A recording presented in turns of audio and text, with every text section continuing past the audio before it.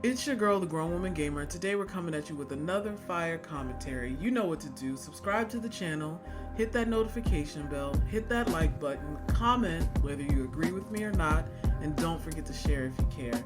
So today we're going to be talking about the Boston Celtics. I'm going to be doing a brief series on sleeper teams in the NBA, teams that I feel could win a championship if they made certain adjustments, and I'm going to talk about those adjustments and talk about what's really great about these teams that are vying for postseason position right now, and talk about what it would really take again for them to win a championship. So the first team that we're going to talk about are the Boston Celtics. The Boston Celtics are led by young phenom Jayson Tatum. Jayson Tatum is the type of player who back in the day we would call thorough, in the sense that every single time he laces up his sneakers and steps on the court, guaranteed he's going to be giving up those buckets. And the thing that's so interesting about Jayson Tatum is he plays so quietly throughout the game, and then when the game is close in the fourth quarter, it's like he has a second level or higher volume or something, a second intensity that he turns on, and quietly he just takes teams down, and it's super fun to watch. He's accompanied by his partner in crime, Jaylen Brown. Jaylen Brown is also a player who has evolved like Jayson Tatum year over year.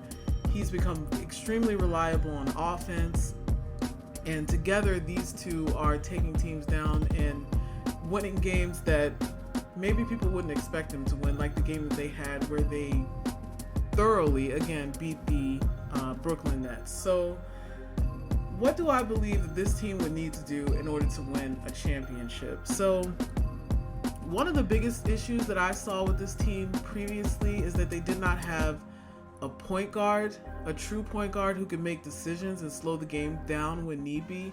This team plays really fast, which is fine. And when you're scoring and everything's working, that's great. But in a 7-game series, sometimes things become a bit more tactical. And so I didn't really see that seasoned decision maker out there, but they did pick up Derek White, and you can see that that particular piece is helping them a lot. The other glaring hole in their roster is a dominant center. Yes, they have Al Horford. Yes, they have Robert Williams, who's super scrappy, great rebounder, great defensive presence in the paint.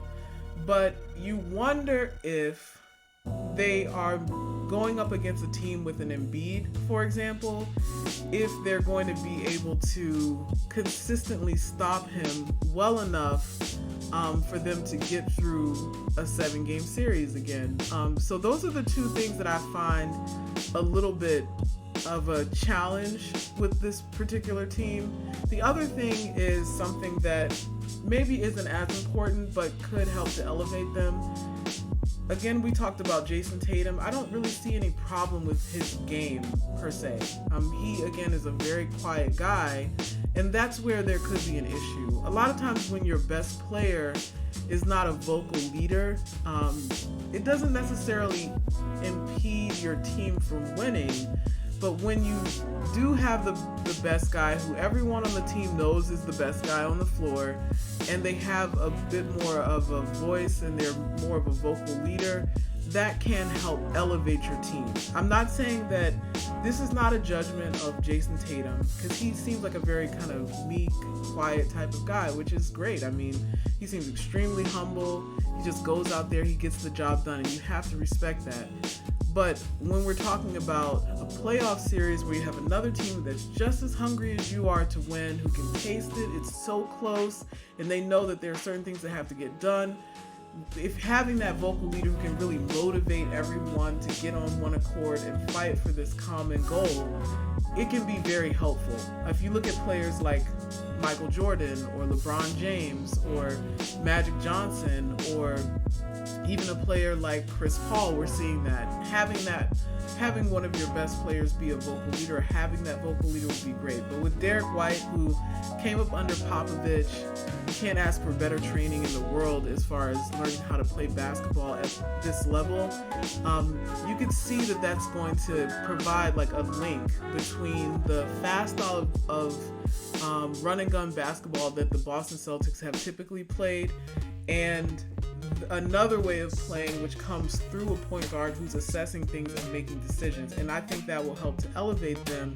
And if they can be consistent, there's no reason why they couldn't win against any team in the NBA. Do I think that they're favored to win? Again, no. This series is not about players or teams that I believe are favored to win. This series is going to be about sleeper teams who could win and shock the world when they take down a team that nobody expects them to beat. So those are my thoughts about the Boston Celtics. We'll be back with more. I love you guys. I appreciate you guys so much for listening to my videos. You know what you have to do to support me. Please subscribe to the channel, like the video, comment. Again, whether you agree with me or not, I would love to hear your thoughts. And share it with your friends if you choose to. Otherwise, stay safe, stay blessed, stay healthy, and we'll be back very soon with more fire commentary. And I'm out.